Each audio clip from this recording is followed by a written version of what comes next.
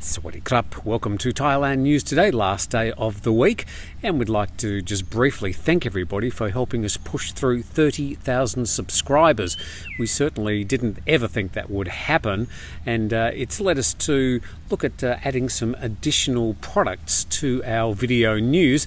They'll hopefully come up when we sort of get back to the office and can get back to some sort of normal daily function when the whole team's together rather than all operating remotely around the island. In the meantime, let's check out today's main news stories. Well, starting off today with the announcement, there are 7 new COVID-19 cases announced today. That takes the total in Thailand up to 3,025. But today's new infections are all among Thais returning from Pakistan. 6 men and a woman aged between 17 and 31. All are now in state quarantine.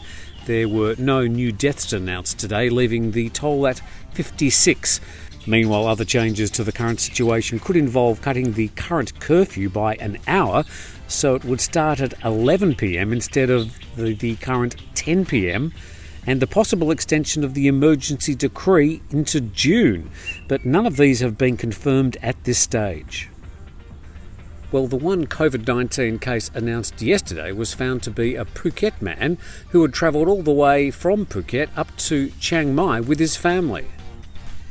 The 39-year-old said his aim was to take his wife and son away from Phuket, which has been a high-risk province, but things didn't quite go as planned when he ended up being the one who got infected.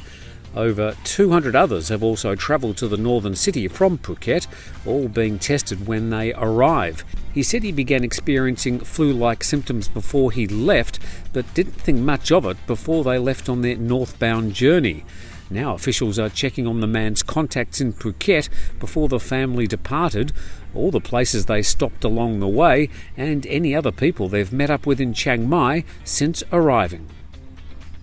Typhoon Vongfong, also known in the Philippines as Ambo, has indeed made landfall. It arrived yesterday afternoon and it's forced tens of thousands of people to be evacuated, all whilst of course in the middle of a lockdown in the Philippines. The typhoon struck the Philippines' east coast islands around Samar at around noon yesterday. Around 200,000 people living in the coastal areas near Samar have been affected.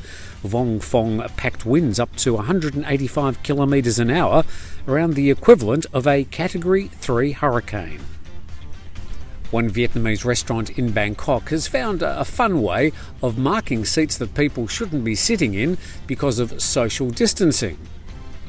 Big stuffed panda bear toys are being placed in the vacant seats instead of red crosses. The restaurant is Maison Saigon near Lumpini Park in Bangkok, and the owner thought the red crosses left a negative impression. So he found something much more cuddly to take place of the seats that need to remain vacant in this era of social distancing. Not a single publisher has resorted to using the term food panda in their headlines. I think I just did. One positive aspect of the pandemic has been the effect it's had on national parks around Thailand, especially on the animals. Looks like Thailand's national parks might continue to be closed for at least another 2 months.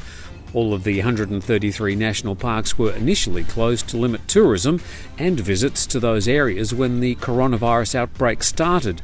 Now it appears that they'll remain closed to revitalise wildlife and plants.